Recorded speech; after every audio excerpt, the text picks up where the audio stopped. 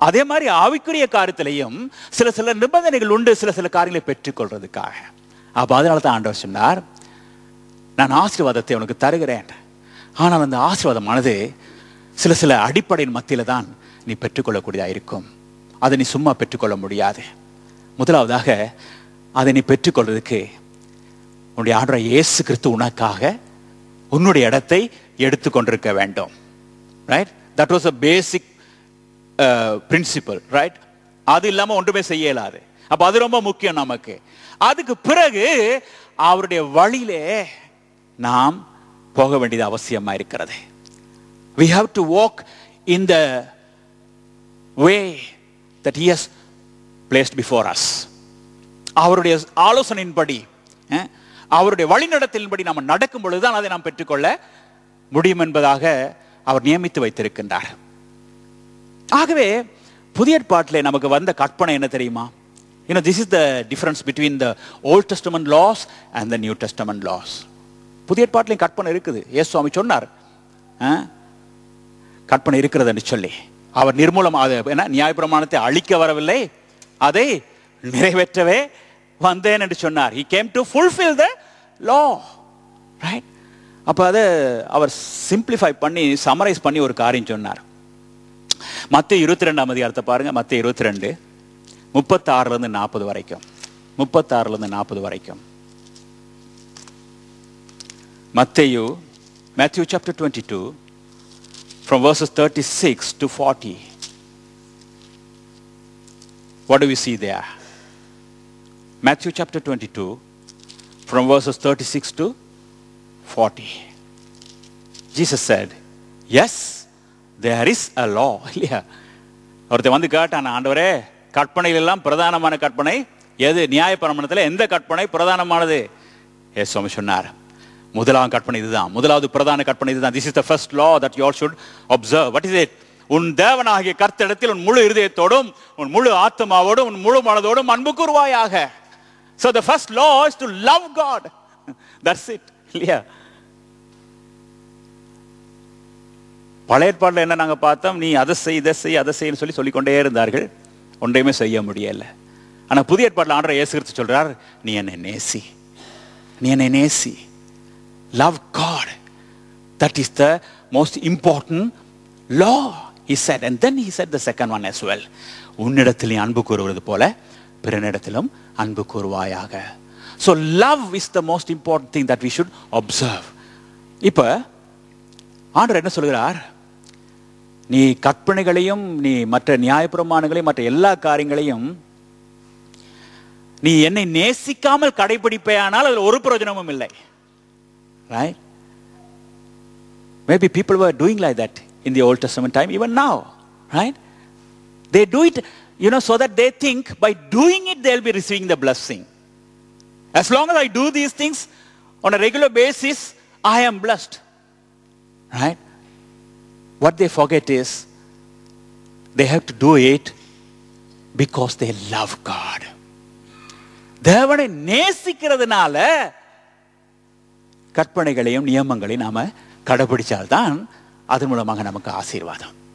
So without loving God, whatever you do, it's all in vain, according to this law which Jesus brought in the New Testament.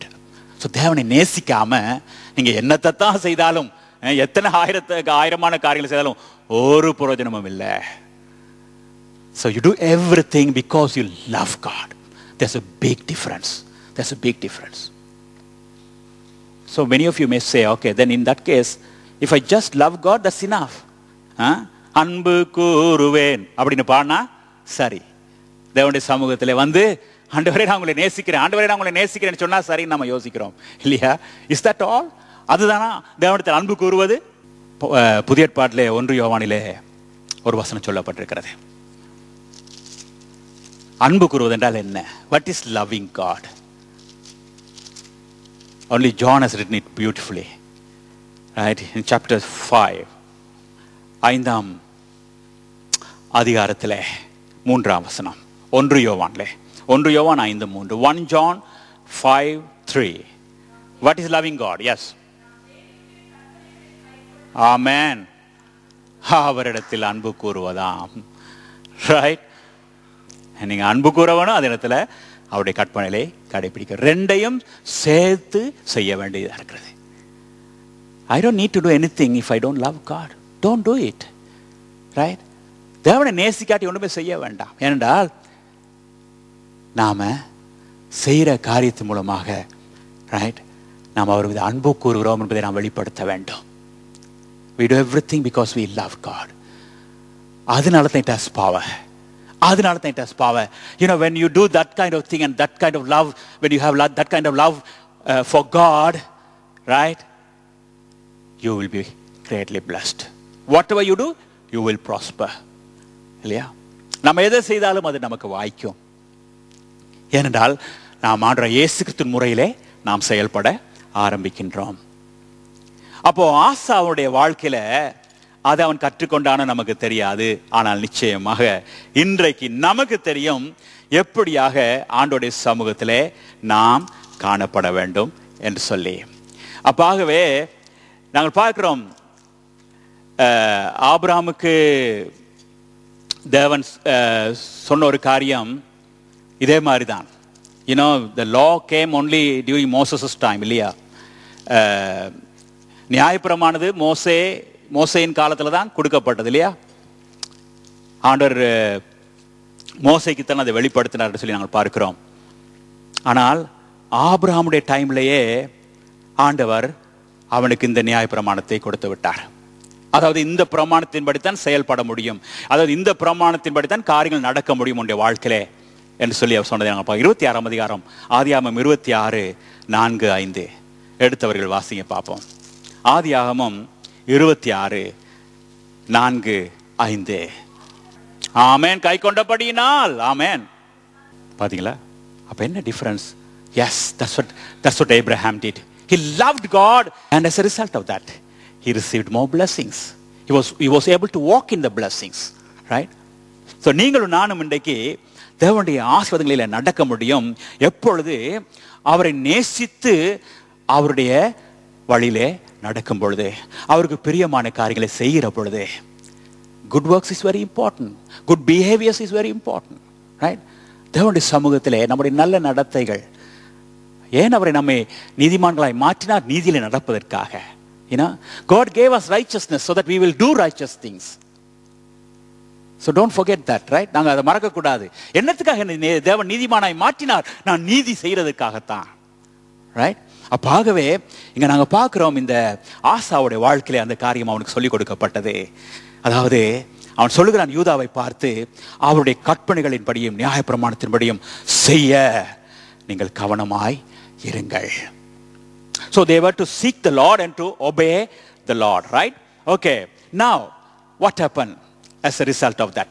அப்படி அவர்கள் செய்தபடினாலே, அப்படியாக அந்த ஜனங்கள், அந்த யூத ஜனங்கள் அந்த ஆசாவினுடைய வார்த்தைக்கு கீழ்ப்படிந்து நடந்தபடினாலே, அவர்கள் செய்த அந்த செயலினாலே அவர்கள் கிடைத்த நன்மைகள் என்னன்னு சொல்லி நாங்கள் 6ஆம் வசனத்திலே பார்க்கிறோம். If you come to verse 6, 2 Chronicles 14:6, okay, என்ன நாங்கள் பார்க்கிறோம்?